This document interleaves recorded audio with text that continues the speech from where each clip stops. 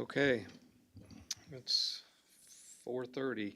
I call the Finance Committee meeting to order for Wednesday, May 8th, 2024. Roll call. We do have members present, but we do have a request from a member to attend remotely. So having conducted the open roll call and declaring a quorum is physically present, I would like to inform the committee that Member Lehman has requested to participate remotely under County Board Rule 20-20 and in accordance with the Open Meeting Act. Notice was given from Member Lehman in accordance with our rules.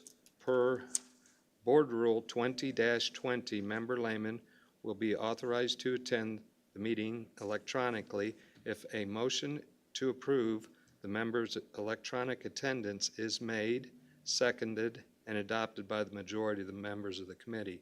May I have a motion to approve Member Lehman's attendance? Motion by Member Rogel, seconded by Member Roseman Mendoza. All those in favor? Aye. Any opposed? Okay. The motion is passed, and let the record show that Member Lehman is present for the meeting. Okay, on to item 2, consent agenda. Approval of the minutes for April 3rd of the 2024 regular meeting, and recommendation approval of the bills. There are no transfer, and the bill total is $1,343,802.80. Is there a motion? Motion by Member Mendoza, second by Solner. So the bills are paid. All those in favor signify by saying aye. Aye. Opposed? Aye. Motion carries. Consent agenda. We do have a person here to speak before the committee, Kathy Beyer. Jackie. I'm sorry, Jackie.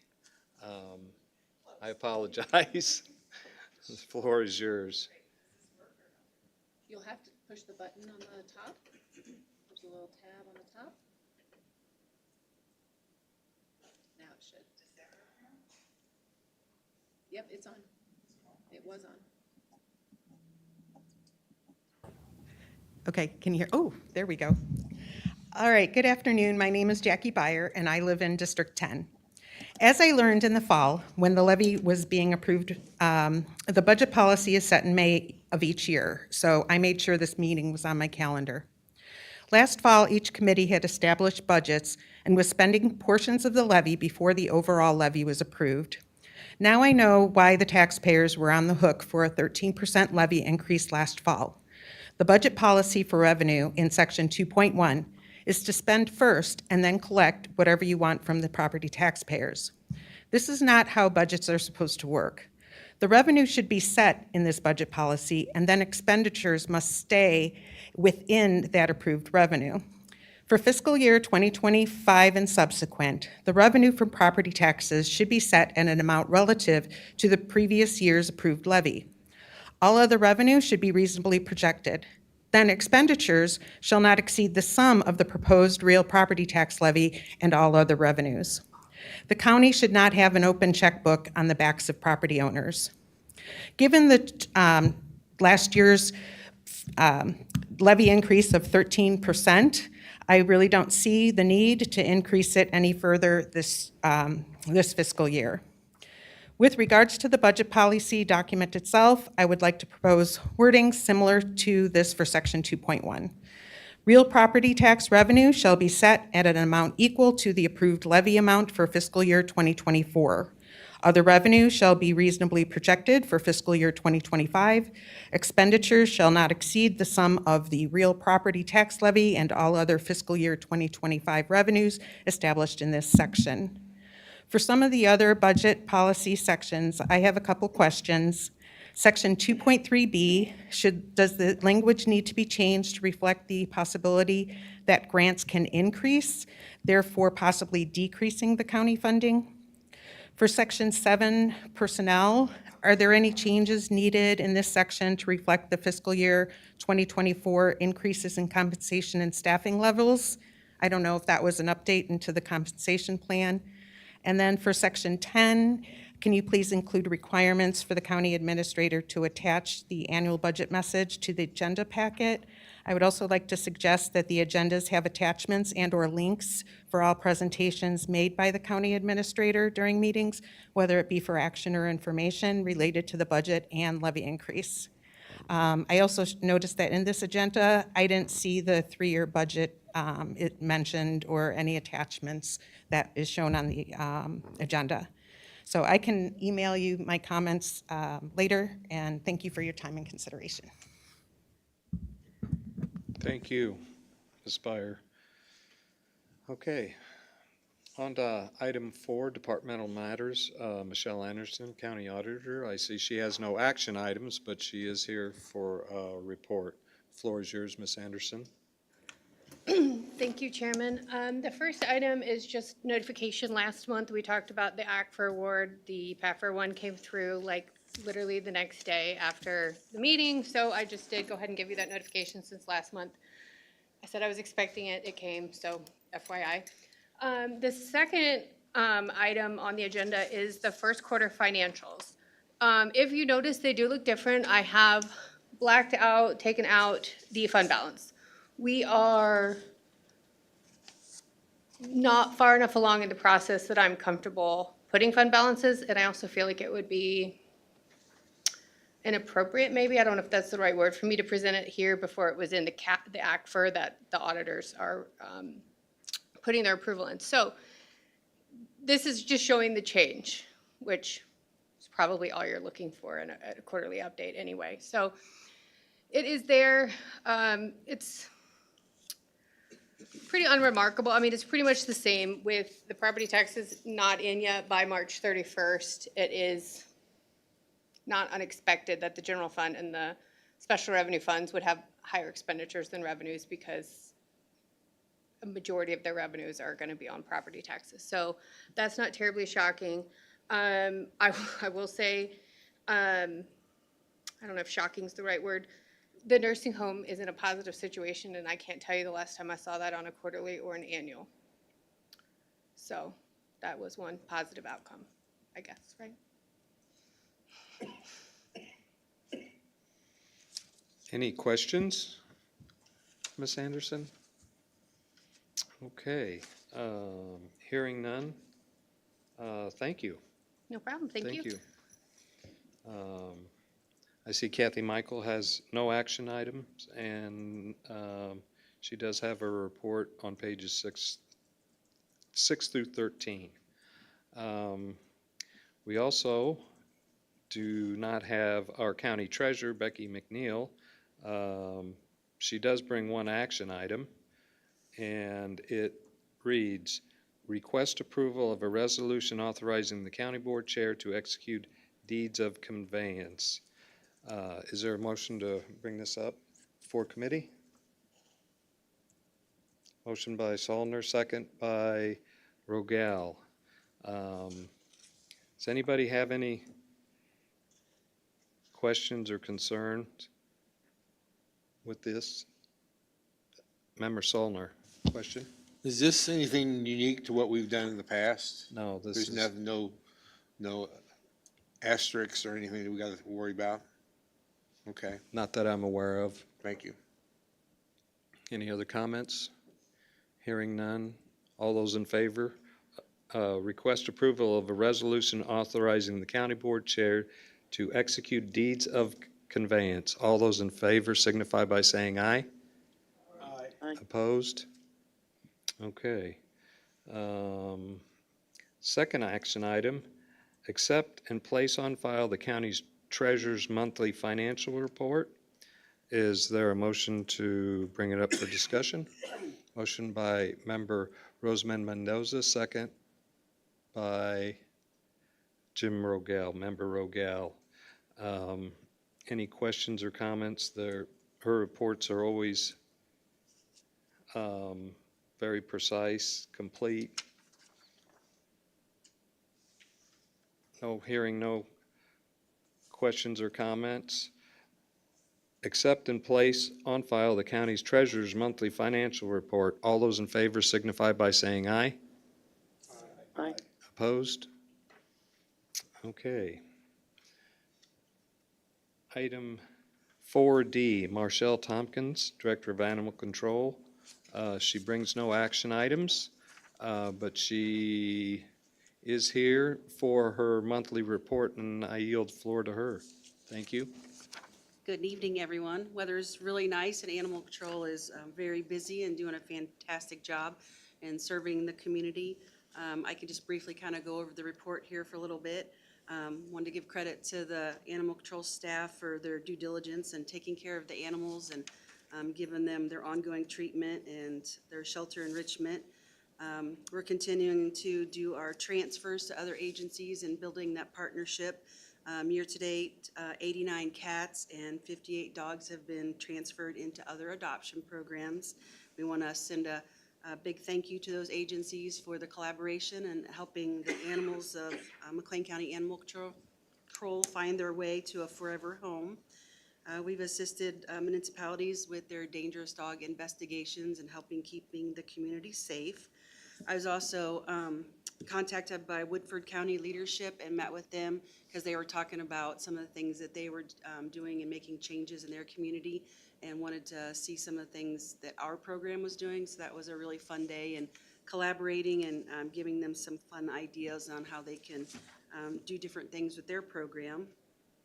We had a fun Debbie's Walk in the Park event on April 20th at Miller Park in Bloomington. And all rescues were invited to attend that, and Animal Control, we were included in there, and I got to meet everybody and visit and make more connections and get more animals transferred. And so it was a really neat day to see everybody working together to help the animals of our community. I appreciate those opportunities. They're really fun and good. We've done 115 rabies inoculations from January through April, monitored bite rabies investigations on 10 bats, 20 cats, and 59 dogs. And again, a routine message, let's get our pets vaccinated for rabies, and all that should be done at 4 months of age. See your veterinarian, and then your McLean County registration, reminding the public, can be taken care of through our program by calling or going on the website.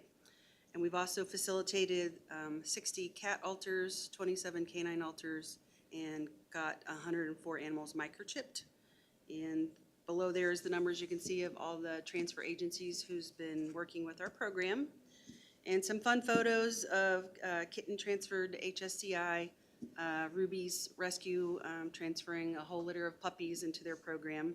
And it is, of course, baby kitten season, so we're always looking for volunteers and people who can help out. And we know those little baby kittens are very popular. And as always, we're accepting volunteers to help with our program. And we've also privately adopted 11 dogs, 28 cats, in addition to the 147 transfers during this quarter, totaling 186 pets that were adopted or transferred. And I'd like to give an update on Sweater. He was transferred to Pet Central Helps, and he's doing pretty good there. And Marvin, I believe, went to the Humane Society of Central Illinois, and he's doing fantastic there. So just want to give a thank you to the board for all your support and what you do for us to help the community. And I'll yield back to you if you have any questions. Thank you, Marshall Thompson. Any other questions or comments? Thanks again. Item 4E, Timothy Jorzak, Supervisor Assessment, has no action items. He's here for his report, and I yield the floor to you, sir. Thank you very much, Mr. Chairman, members of the committee. I always appreciate the opportunity to come talk to you guys. Just a couple updates this month. You can see on the report that I gave you, there are 18 townships that we have books for. Things are moving pretty quickly, which is always a good thing. So in the meantime, since I put that report out to Julie, we've had an additional 4 townships get their books in. So right now we're sitting at 22 out of 31. Started color coding it a little bit differently to provide more information. The purple townships that you see are townships where we have the books turned in. And in addition, those blue townships are townships where we have the books received and we've already completed our work. So we're really now, in those blue townships, we're waiting on the Department of Revenue. That's the next big step here. Yes? I have white and black. Oh, I'm sorry.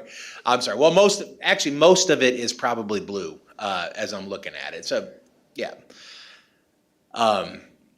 So anyway, I digress. We are waiting on the Department of Revenue. That's the next step in the process. They are a little bit behind this year.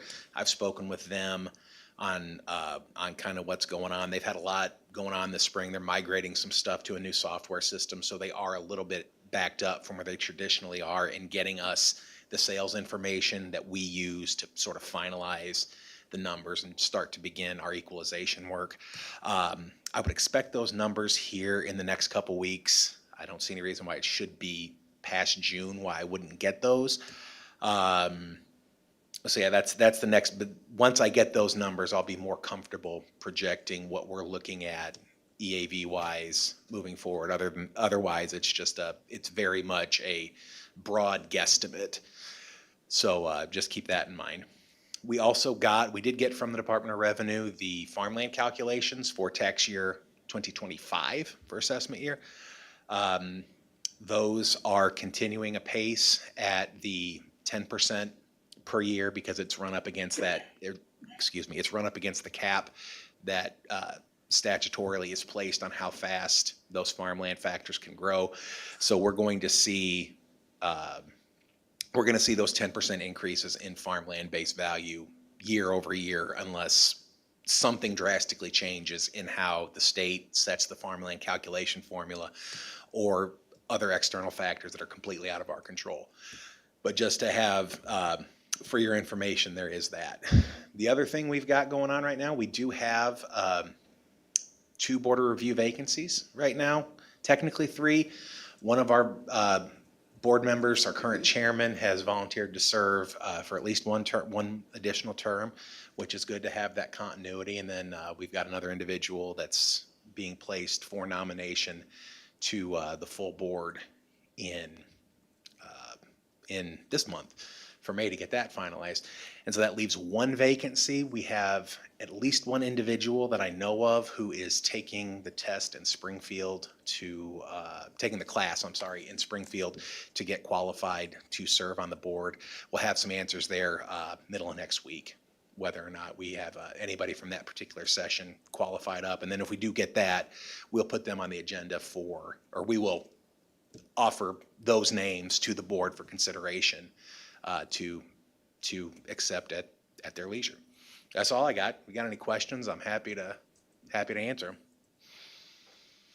Yep, there is a question. Member Erickson.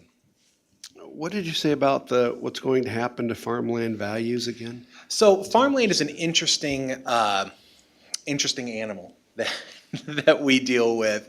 The farmland assessment is set statutorily. So there's a formula that they use to basically value farmland on its productivity. And so that it's not based on its market value, it's based on its economic value to the landowner. That formula is set by statute, and there are a number of things that go into it. But they've also, as a part of that, because that formula was causing farmland values to do this over the years, what they did was they put a 10% cap on that every year. And what that does is it limits those increases to 10%. So even if the economic value of the farm has grown, just to throw a number out there, 15% year over year, still capped at that 10% growth, which is a good thing for the landowners. But the problem becomes we're in a cycle now where for various reasons, the economic value of farmland is actually starting to do this because of interest rates and things like that. It's not quite as good an investment as it used to be. It's still a very good investment, but it's not quite where it was.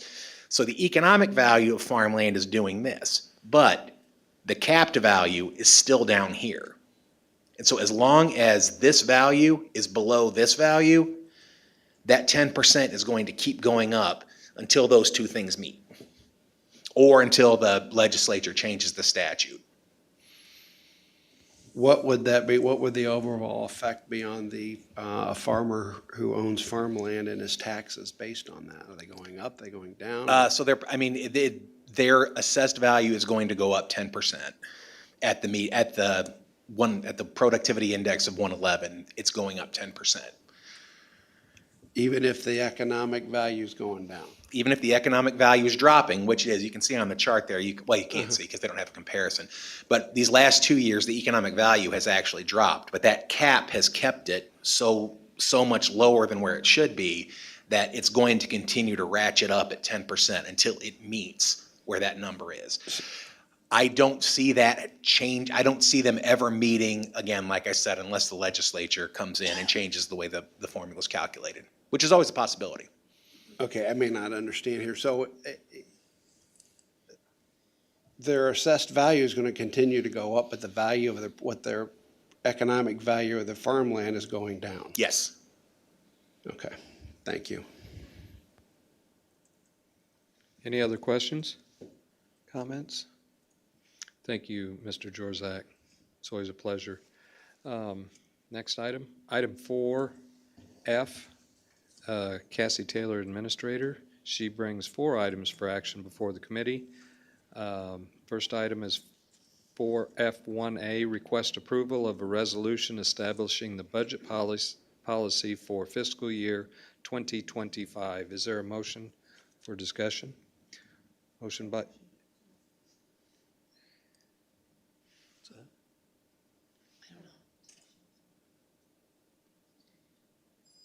oh, bring it to the floor. I'm sorry, you're right. So she made the motion. Yes, yeah. Second by Rogal. Okay, Ms. Taylor, floor is yours. Thank you. So on pages 30 through 38, you will see our budget policy recommendation for this year. The changes that we've made from previous years are indicated in strike-through. So of course, we updated it to 2025 language because it is the budget policy for the fiscal year 2025. We moved the section for the behavioral health requests and the needs from the departments to indicate behavioral health goals and objectives to a different section. So you'll see strikeout on page 31, but then we've included it below in the continuing services and interdepartmental impact section.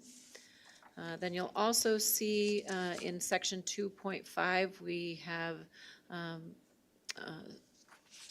strike through, I don't know what tense to use there. We've stricken and eliminated the federal funding for the American Rescue Plan Act for 2021 because we have obligated all of those funds as of the 2024 budget, and so we will not be asking for recommendations from departments for the future years. As you'll remember, the ARPA funds needed to be obligated by the end of 2024 with contracts, and then contracts could be expended then through 2026.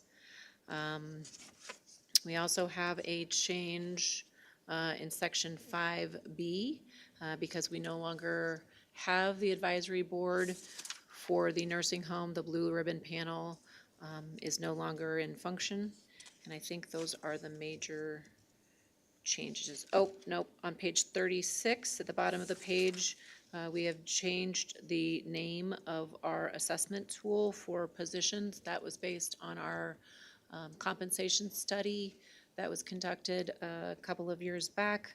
So we're moving from the old PAM form to a new methodology, which is the job assessment tool form.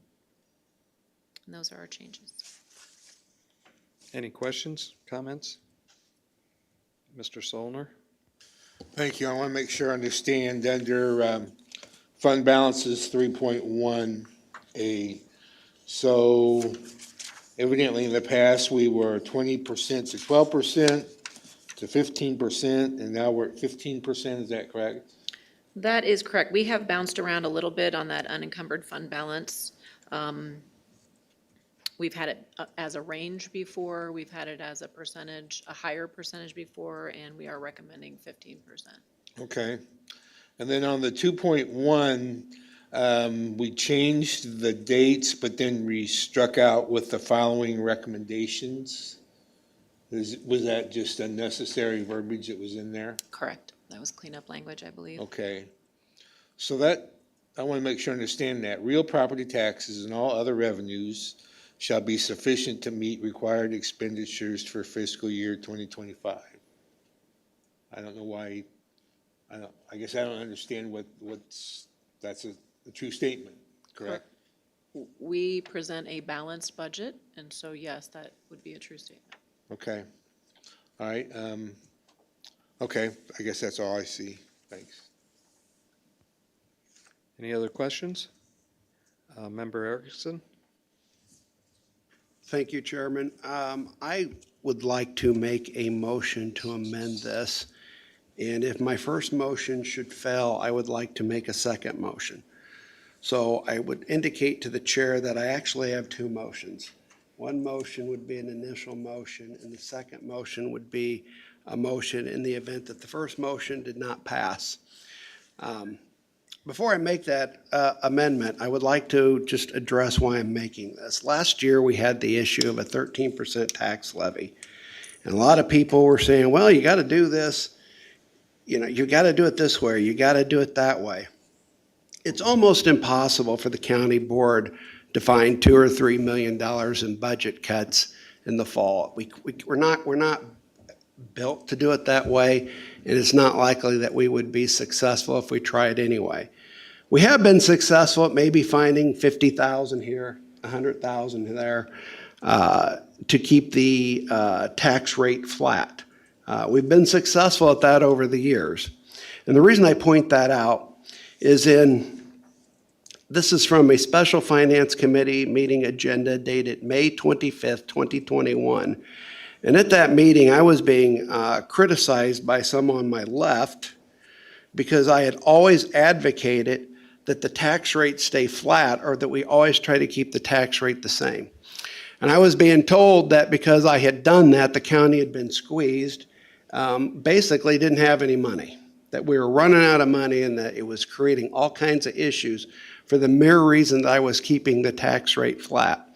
Now, I would indicate that the tax levy went up during those years, and I just got out of a political campaign and a primary where my opponent criticized me not for keeping the tax rate flat, which I was able to do. I was criticized for not keeping the levy flat. I mean, my opponent essentially argued that the 2011 levy should have stayed the same for my entire term on the county board. And because it didn't, I was responsible for tax increases. So on one hand, I was being criticized from the left for being too stringent on the budget. And on my right, I was being called a tax increaser. And it just seemed to me that that's not the way it was. In that Special Finance Committee meeting agenda, I had asked for what was the county budget in 2011. It was $78 million. What was the county budget in 2021? It was $105 million, a 35.57 increase during that time. Even though the county tax rate had dropped 0.31%. The county tax rate stayed flat, the budget still went up, and the levy went up. I asked what was the unencumbered fund balance during that meeting. In 2011, it was $12 million. In 2020, it was $11,204,900. That's 2020, yeah, $983,000. $11,204,983, yeah. Our unencumbered fund balance, as I recall, is basically unencumbered. It can be spent on anything. And we've always had an unencumbered fund balance for as long as I can remember. We've always had that unencumbered fund balance. So no matter what you set the budget policy at, you're always going to have this unencumbered fund balance that if the county had an emergency appropriation, it was always there to be used. Okay, it never went away. There's always been an unencumbered fund balance. I don't think that's a false statement. The reason I'm saying all this is because I know that I will be attacked by some for proposing this. But the reason I am proposing this is because 13% was way too high last year. And to send that to a county board and tell them that if they want to keep the rate flat or the levy flat, they're going to, because we actually kept the rate flat. We actually kept the rate flat. If you're going to get the levy back to where you want it to be, you've got to find cuts. And it's not going to happen at the county board level. It has to happen in those meetings back there when the department heads approach the county administrator and they present their budgets. And so for that reason, I'm wanting to propose that expenditures for fiscal year 2025 must not exceed the sum of the fiscal 2024 property tax levy and all other revenues. And that would be my requested amendment. I do want to say this. If a department head was not able to get what they needed back there, I can't think of any reason why that department head couldn't come to their oversight committee in September and say, listen, yes, that's what I agreed to. But let me tell you what the real problem is. If you don't give me more, I'm going to have to do this, or this is going to be the result. So I don't know why we couldn't do it that way. And to tell the department heads that when they go back there, they need to keep their budgets down. And if they haven't some requests that they need to bring out here, they should bring it out here so the whole public can hear it. What is the reason for your request? I think that's just good government. So that is my proposed amendment. I would ask that that be considered, and I would remind the chair that I would like to make a second amendment if that should not pass. Thank you. Would you reread your motion? In what section it's going? Yeah, and what section? Section 2.1, expenditures for fiscal year 2025 must not exceed the sum of the fiscal year 2024 property tax levy and all other revenues. Is there a second? I'll second it to get it on the floor. Okay, I'll second it. all right, there's been a second. Discussion. Go ahead, Member Solner. Part of, correct me if I'm wrong here, part of the reason why the budget increase was because of the $30 million in ARPA funds. Is that correct? Correct. When, if someone came in here, if Warren Buffett came in here and gave us $100 million, we'd have to put it in the budget somewhere. Now, that doesn't mean we have to spend it, but we have to show where it's at. And if we were going to spend it, we would have to show that. But that's, in my mind, that's why part of the reason why the budget went up. The other part of it, we spent, again, I don't know what the number is, but we spent quite a bit of money getting salaries back up to be comparable with the private sector and other governmental units. I'm not saying that I disagreed with that, but again, I think that's where part of that's at. I appreciate Member Erickson's thoughts. I don't disagree with them. I especially agree with the fact that it's hard to come to a meeting in September, October, November and find those kinds of cuts. So I'm going to have something later on to discuss to maybe work towards that. So that's where I'm at. Thank you. Member Erickson? I would say that in the numbers that I gave, which were the 2011 budget of 78 million and the 2021 budget of 105 million, when the question was asked by Member Solder, were ARPA funds the result of that increase? The answer has to be no. Not from 2011 to 2021, it would have been from 2021 to 2024. Correct. Okay, I mean, I just want to make sure we correct that time frame because it wasn't the ARPA funds that resulted in our budget going up 35.57% from 2011 to 2021. That was just because we felt as a county we needed to continue to increase spending. So I just wanted to clarify that. Sure, yeah. I have go a question. ahead. Val Lehman, you recognized. Go ahead. Thank you. So, with the amendment that has been suggested, just wanted to gain some clarity. With it saying that the expenditures must not exceed the 2024 property tax levy, is that for the budget as a whole, or are we talking about individual department items?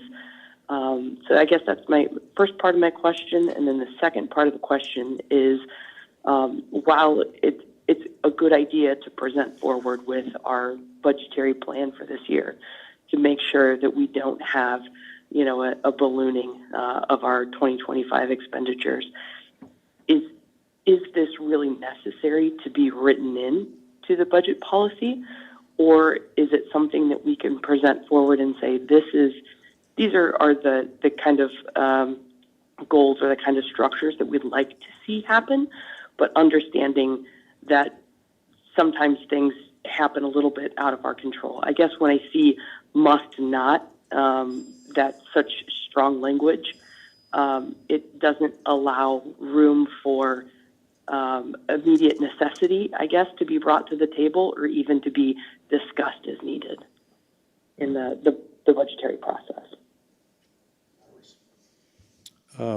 Cassie Taylor had a comment right after that. I'll get with you, Chuck, please. Yes? So my comment was based on the total budgetary figures, and I just want to remind the committee that tax levy, the property tax, is a portion of that total budget. We also have grant funds and other revenues that are coming in that fluctuate from year to year. For one department, we receiving a $300,000 grant would raise that annual budget. So there are other considerations, not just the property tax, that make up that total budget. So I was just reminding you of that. Thank you. Member Erickson?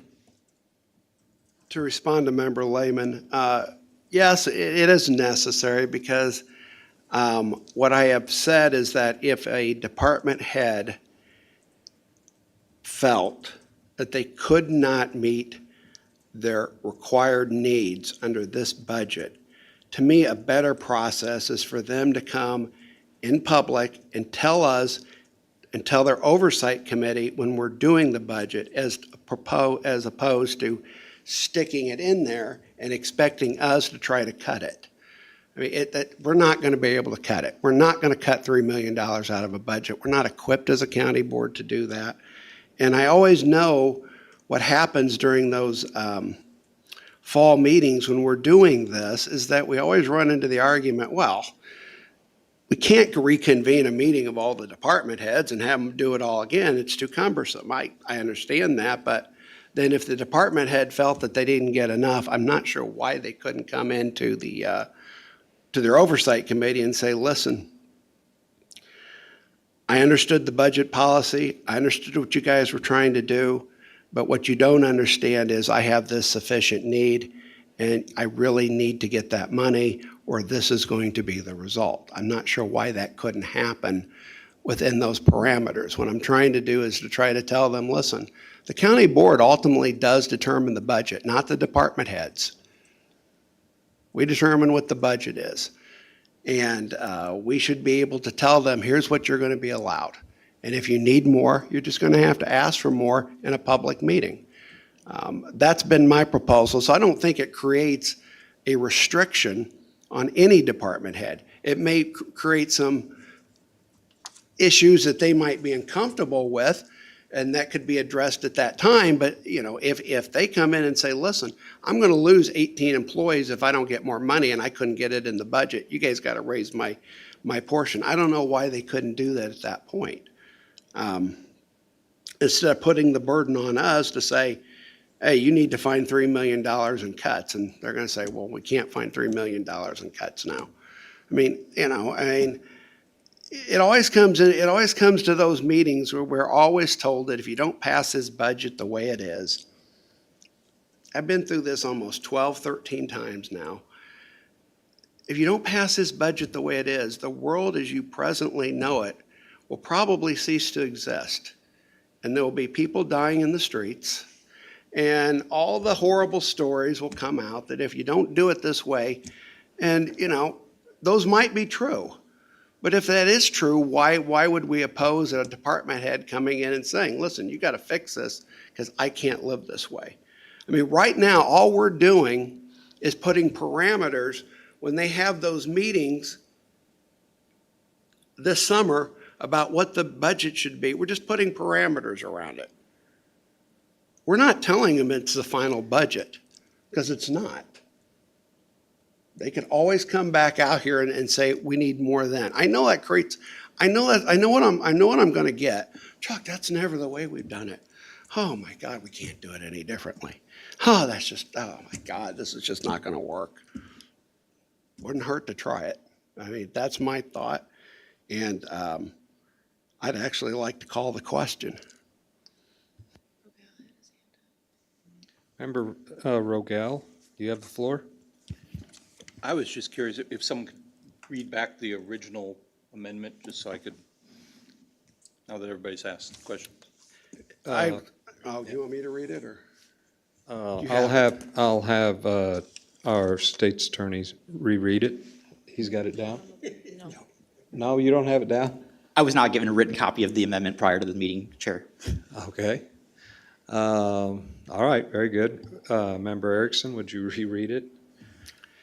Expenditures for fiscal year 2025 must not exceed the sum of the fiscal 2024 property tax levy and all other revenues. And I did call the question. I'm not certain what that means, quite honest.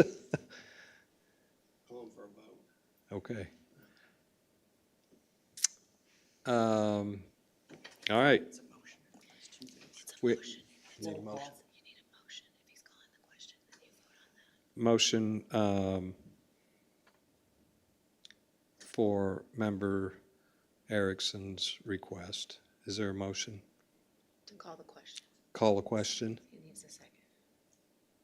Is there a second? Second by Member Solner. Okay, all those in favor signify by saying aye. Aye. Opposed? No. Very good. Motion fails. The floor is yours again, Member Erickson. All right, my second request would be to have similar language, but to allow for a 3% inflationary adjustment to last year's budget to allow for inflationary increases, which may have occurred during the year that certain departments might need to meet their budgetary requirements. I'm not sure how to word that, but expenditures for fiscal year 2025 must not exceed the sum of the fiscal 2024 property tax levy and all other revenues except for inflationary adjustments of 3%. I don't know how that should be worded.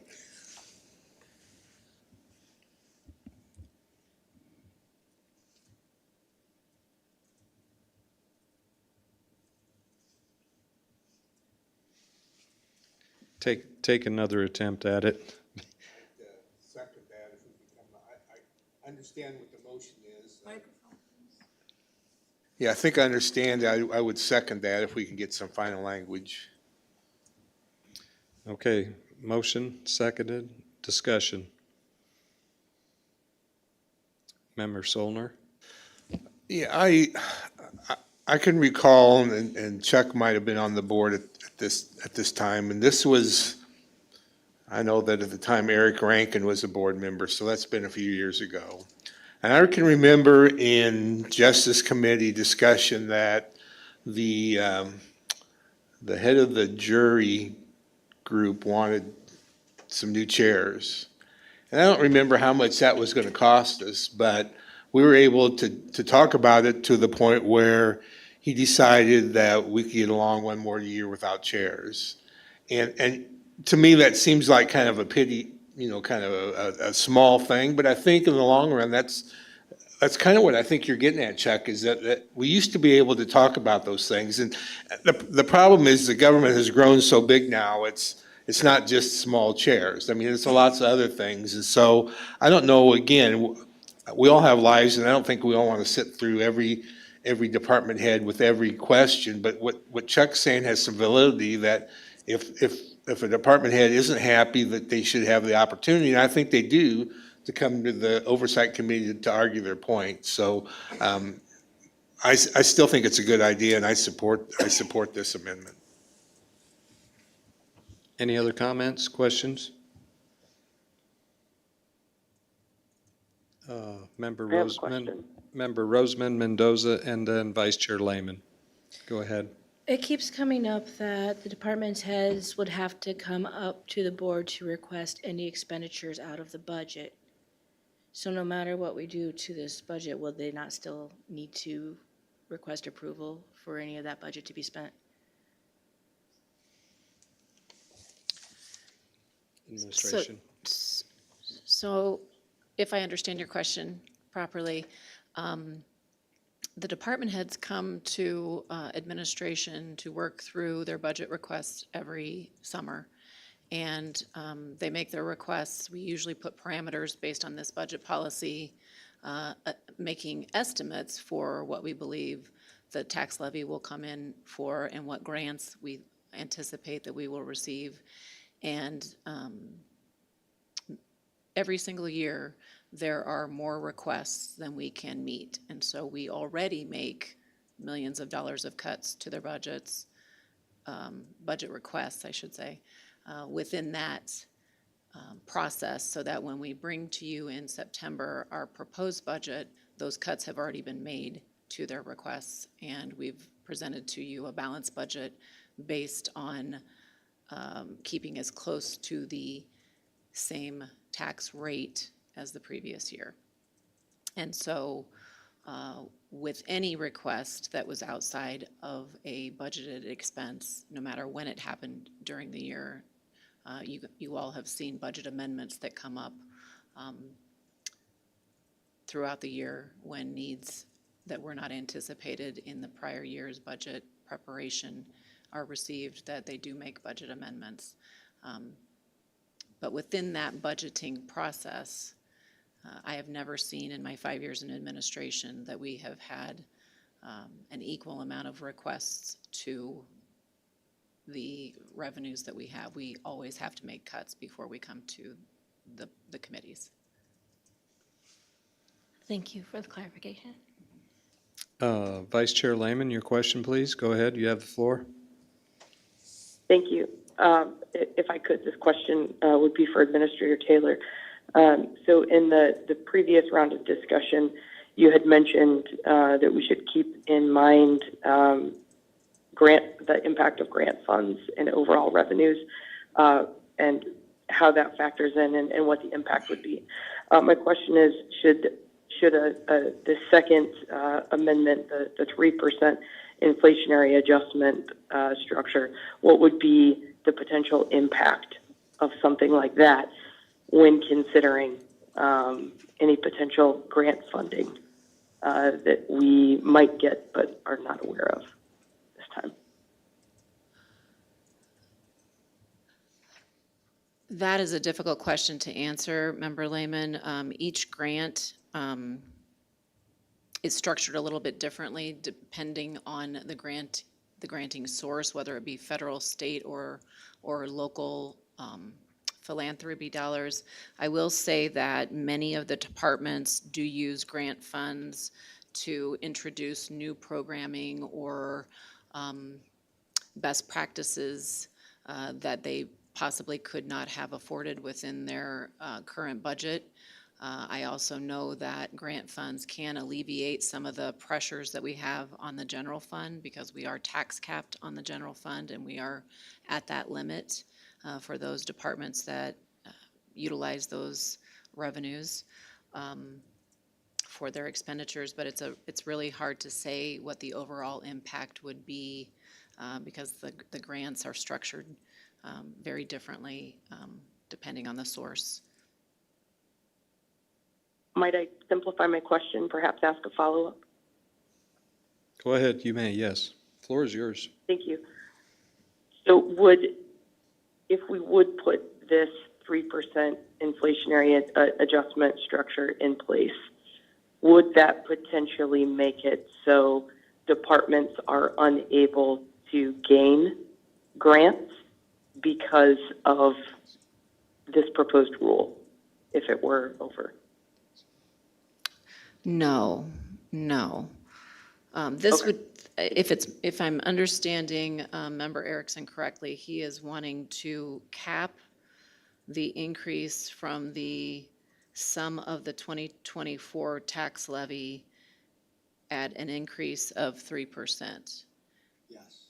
And so that would not impact the ability to get grants. I'll leave it at that. Any other questions? Oh, Member Rogel.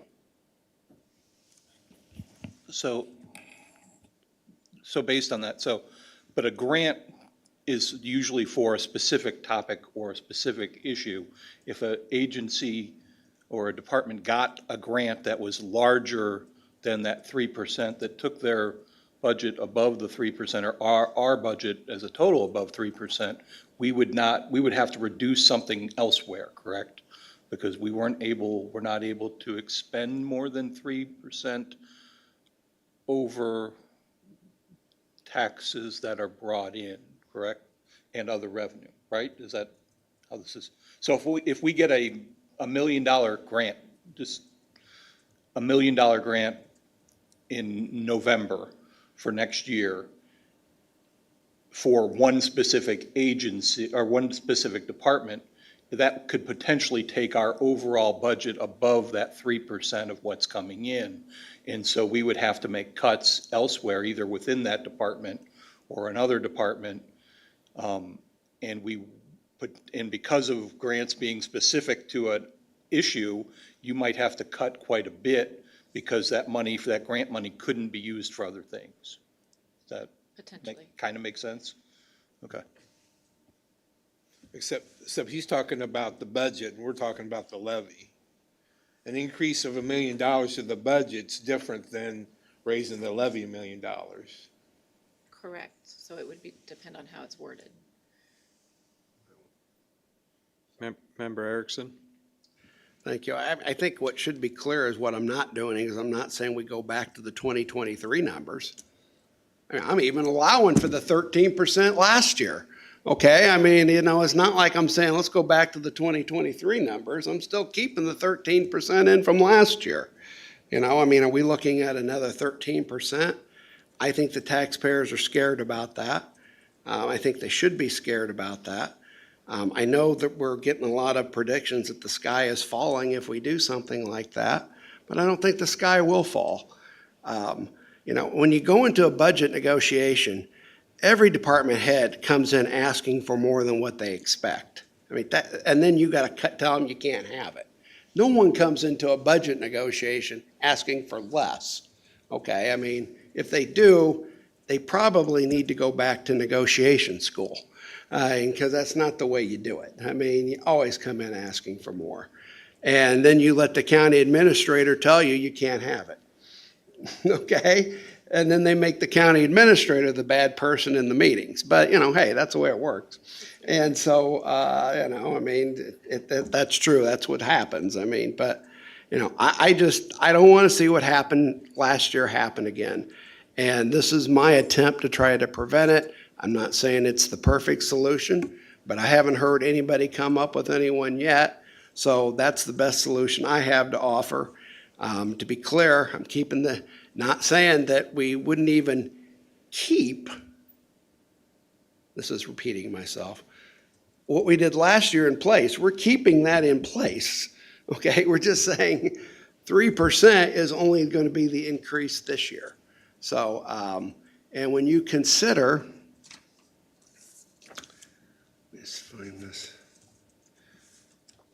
this is just,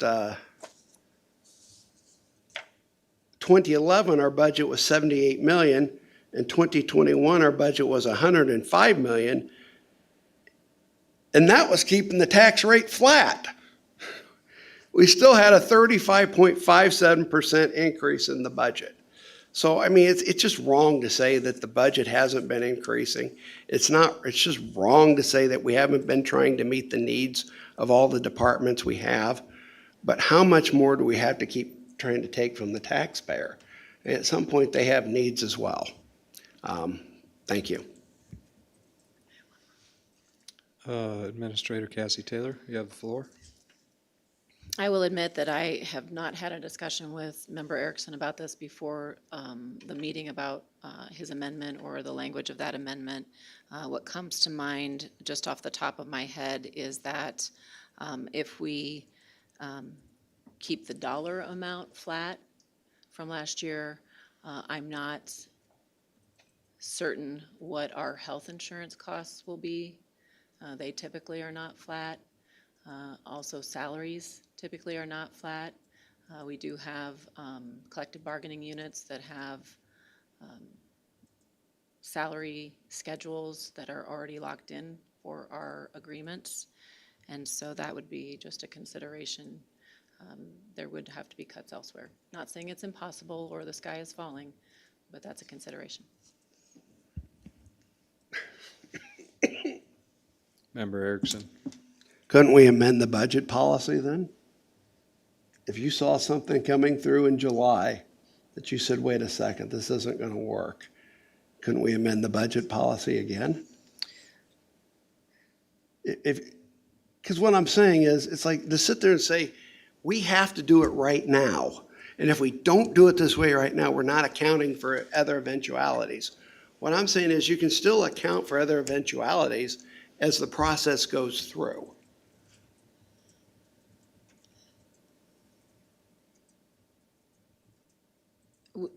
There are all the eventualities that we account for through the budget process. Yeah, then So we'll never get rid of those eventualities.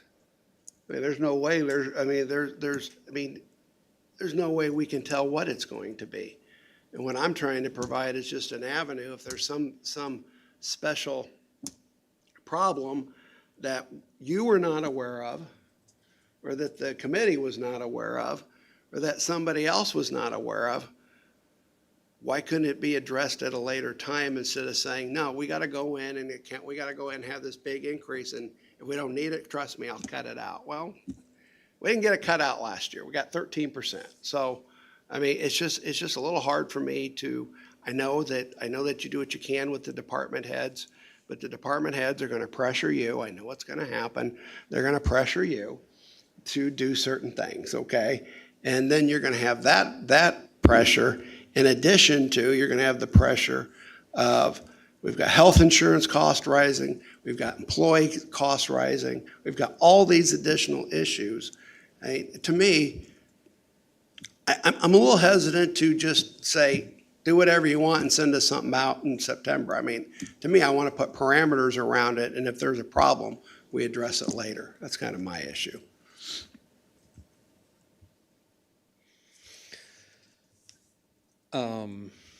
Is it appropriate to ask Member Metzger for any comments? She's in the office. I don't want to put you on the hot seat, but any input, what your thought is? And you can decline. I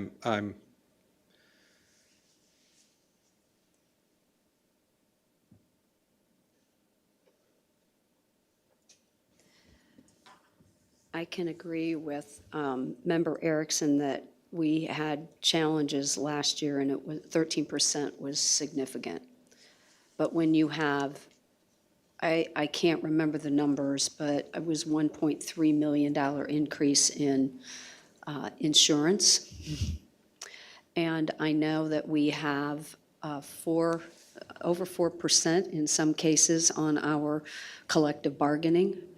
So 3% would not allow us to do that. We'd have to be cutting significant someplace else. And we just got salaries up to where they are reasonably close. We know that we're always a year behind on those, and we have found that very true in our nursing home on the nurses as well as our, the salaries for attorneys in our public defender as well as our state's attorney. So I think 3% is a bit aggressive, but I would not be opposed to putting some kind of a cap to try to keep that down, because we know our assessor told us last year, and we've known that there is a 3-year cycle, and we haven't picked up the county, not just the county, but taxes or the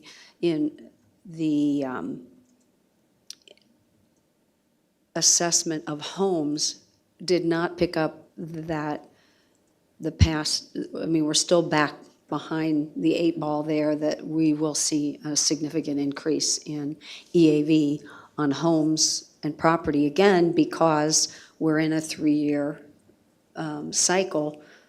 We didn't take those 25% increases that actually do exist in the values of property. So they've been incremental. We're going to continue to see that. So there is there is a potential of seeing another significant increase in EAV. So if there is no appetite for taking that, keeping that rate flat, but accepting the increased EAV, then I think the only way to do that is to identify a number. What that number is will not be up to me. I know how I would vote, but, and I think 3% seems a little bit tight, but I certainly understand where Member Erickson is and why he believes that that is important for our taxpayers, and I think we all understand that. So that's all I can share. I was not aware that this, Member Erickson did not inform our administrator, nor I don't believe he informed you he was going to propose these changes. So this is, to be able to do that on the fly is a bit difficult, so. Thank you for your input. I'm going to comment a little bit here. We've got a couple, Member Erickson, you're chairman of Justice, and Member Rogel on transportation. And I think of the increase as well with the Sheriff's Department, 4 homicides this year in this county. And their staffing is stretched, and, they're going to come to you with more requests because of those unforeseen for this year. Member Rogel on the Highway Department, Member Solomon, you were chairman of that. The increases in road building has been just extreme. And units of government are to provide basic essential services to the community. That's our role. And for a 3%, I'll get to you, Chuck. I see you. I recognize you. I think it equates to $1,300,000, and I don't think that's enough for the unforeseen in just two of those areas. Go ahead, you have the floor, Member Erickson. What number would you propose? I'm not proposing anything. Okay, that's what I thought. So essentially, you're not going to propose any number or any restriction on anything. And farmland values, we just heard from our county assessor, that they're even going to go up. So, the tax increases that are going to go on, to farmland this next year are going to be incredible. Just let the record reflect that Mr. Erickson fought against that. But if you're not even going to propose a 3%, I'm willing to change the 3%. Member Solner? So I guess I'm a little confused. We do this all year, every year. If the highway department comes in with a $14 million budget, and we pass that, and in that budget, we're gonna buy 10 new, big trucks, and we find out each one of those trucks is gonna be an extra $50,000. So that's $500,000 over our budget. Where does that money come from? We take it out of the unencumbered fund balance. So if we pass a budget with a 3% increase and the bargaining unit comes in and says, you're gonna be $400,000 short, can't we take that money out of the unencumbered fund balance to make that up? I realize that'll lower that number down, but isn't that what that's there for? I'm just asking. So the unencumbered fund balance is made up of different funds, some that are restricted, some that are not restricted. Unencumbered means we just haven't put it into play for the budget year. And so we are for instance, we are a self-funded insurance, health insurance body. And so we do have funds within that fund for employee health insurance claims that is not encumbered officially, but it is set aside and restricted to health insurance claims or health-related costs. So yes, the unencumbered fund balance is to be used for unforeseen expenses, and how this finance committee and the board as a whole would like to designate those would be up to the board. Member Erickson?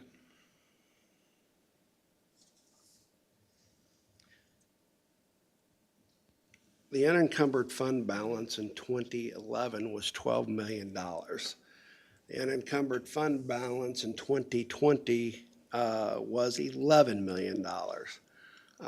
And I've had this, and it's nothing against the county administrator. I get this with every county administrator.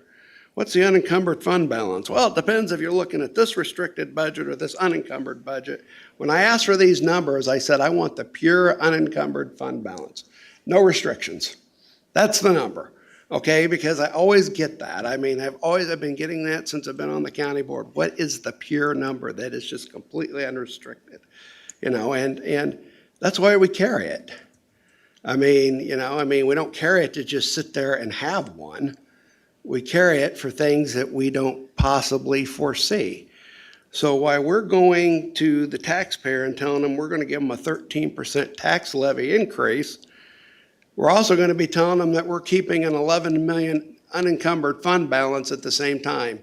And that's an argument you guys can sell, but I mean, it's not what I would want to tell somebody who is paying taxes.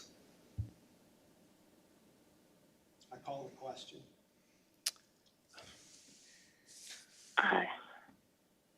So if you call the question, he's made a motion to call the question, so now you need somebody to second calling the question, then you need to vote on calling the question. Oh, shit. Then you need to vote on the amendment.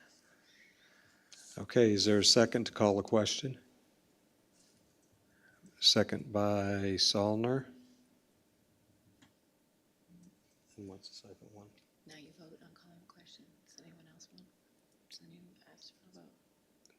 Ask for a vote. All those in favor signify by saying aye. Aye. Opposed? No. 3 noes, 2 yeses. So then there's more discussion. More discussion?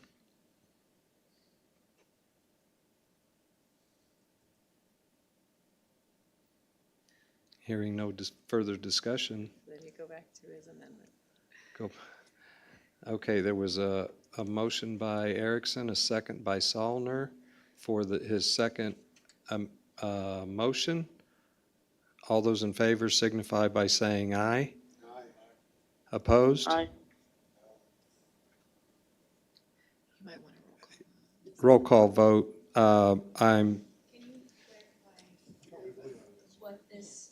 No, this was a second, this was Member Erickson's second motion. Yeah. I thought we already voted on that. Thank you. So this vote that we're taking right now is for Member Erickson's second motion. Would you like to read that back, Chuck? So we get it right.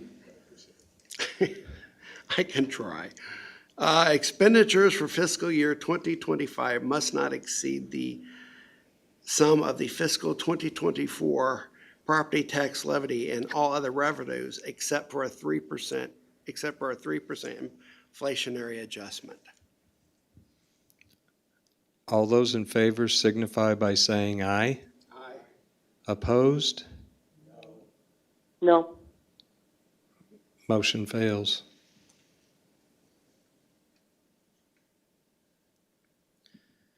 Okay.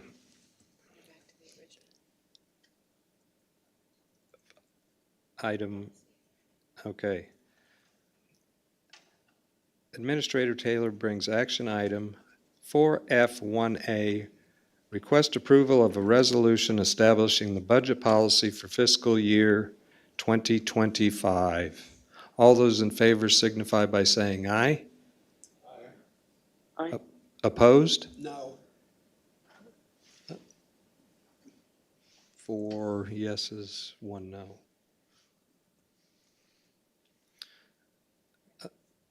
All right, that passes.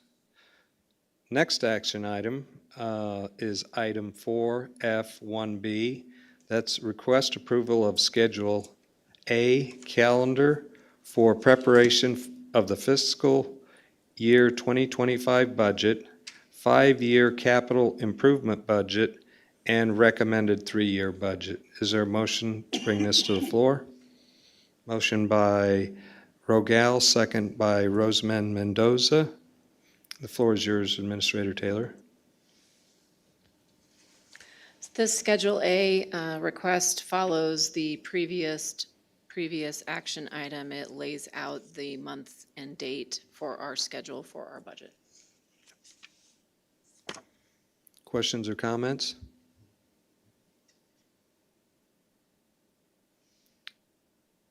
Hearing none. Action item 4F1B, request approval of Schedule A calendar for preparation of the fiscal year 2025 budget, 5-year capital improvement budget, and the recommended 3-year budget. All those signify by saying aye. Aye. Opposed? Action item carries. Action item 4F1C, an ordinance of the McLean County Board adopting Article 4 of Chapter 320, Taxation, to establish property assessed clean energy PAC program and PACE action area to finance and/or refinance the acquisition, construction, installation, or modification of energy projects provided for the issuance, if not to exceed $75 million, payable to PAC revenue notes of the county to finance project pursuant to the county's PACE program. Is there a motion to bring this to the floor? Motion by Member Rogal, second. Member Roseman Mendoza. Floor is yours, Administrator. Thank you, Chair Friedrich. So this program was brought to us by recommendation of our Economic Development Council in conjunction with some developers who were interested in development projects, but were having trouble with the increased cost of construction and other other interests with projects such as this. And after review of this program and meetings with the not-for-profit that would be involved with managing these programs, we're bringing this to you for consideration, and we recommend that the board do approve this CPACE program. It enables any municipality within McLean County to establish the CPACE program, and this program would provide additional long-term fixed-rate financing for commercial projects within McLean County that would allow for energy efficiency, different types of energy efficiencies that would be provided within that building upgrade. It's at no cost to McLean County. We have had discussion with the treasurer's office, the county clerk's office, and the assessor who would be involved in adding this financing to the property tax bill. But this just allows for those developers and people interested in improving commercial properties to have additional options within their capital stack as they're putting together the financing for projects. Questions or comments? Member Solner? Let's say I'm a commercial property owner and I want to put solar panels on my State Farm big building or whatever. So what this is just another form of financing that I can go to ask for $10 million, up to $775 million or whatever that number is. And that money is money that's coming through the state.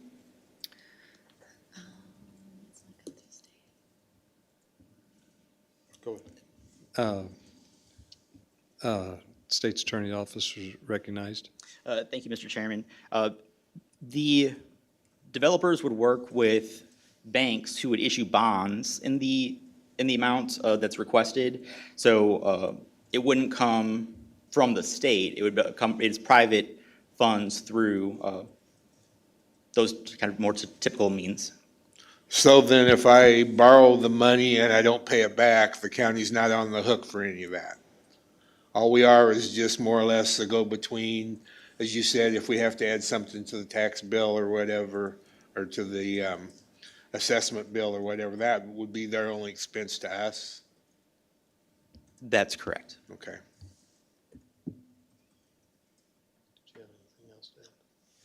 Any other questions or comments? Hearing none.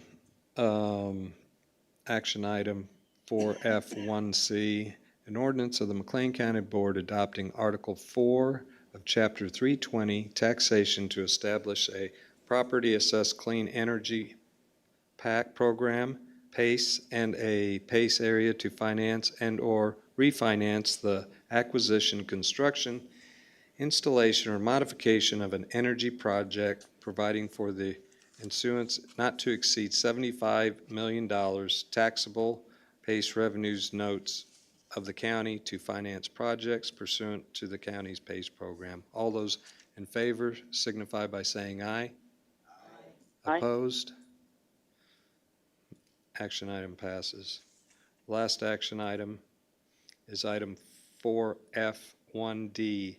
Request approval of a program development and administrative service agreement between the County of McLean, Illinois, and the Illinois Energy Conservation Authority, NFP. Is there a motion for discussion? Motion by Roseman, second by Rogel. Floor is yours, Administrator Taylor. Thank you, Chair Eric, Friedrich. This, sorry about that. This action item follows subsequent to the passage of your ordinance just a minute ago. This sets forth an agreement between the not-for-profit that would be providing the administrative services for the CPACE program. So the not-for-profit is the Illinois Energy Conservation Authority, and this is the agreement between the county and that program to administer and manage any CPACE agreements. Any other questions, comments? Seeing none. Request approval of a program development and administrative service agreement between the County of McLean, Illinois, and the Illinois Energy Conservation Authority, NFP. All those in favor signify by saying aye. Aye. Opposed? Action item passes. The floor is still yours with any other information, Ms. Taylor. That's all I have at this That's time. all you have? Okay. We're on to item number 5, other business and communication. Do we have any other business and communication before the board? Member Solner, you have the floor, sir. Thank you, Mr. Chairman. I know we're running a little late here, so I'll make this relatively quick, and hopefully it can carry on to our next meeting. Through my meetings with the Illinois Association of County Board Members, I meet with other members from other counties, and one of our last meetings, we had a discussion on counties that have financial departments. There's a number of counties here, even close, Peoria, DeKalb County, Kane, Will County, that have what they call a financial department with a financial director. And what it does, again, I'll try and be brief, it helps with what we were talking about earlier with the budget. It's an opportunity to more or less look at the budget 12 months a year, rather than from June till November. The financial director would, again, we'd have to kind of, there's not really a template for this position, but it would be an opportunity, I perceive in McLean County, to help take some of the budget work, some of the numbers work off of Ms. Taylor, Ms. Dryer, even Julie, people, Mr. Grant, all those people that are involved in day-to-day budget numbers where they could have a finance director doing this and free them up to do more other, more important, I wouldn't say more important, but other things.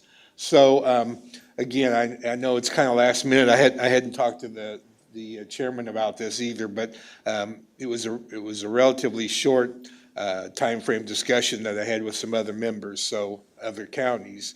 So I'd like for us to at least think about it, consider what it could amount to. I'll try and come up with some information, again, what other counties do. I know that we talked about this in the past. It's probably been 4 or 5 years, and I don't know, maybe Chairman Metzger was on the committee, on the Finance Committee at that time, but I think it's an opportunity to maybe make our budget process smoother.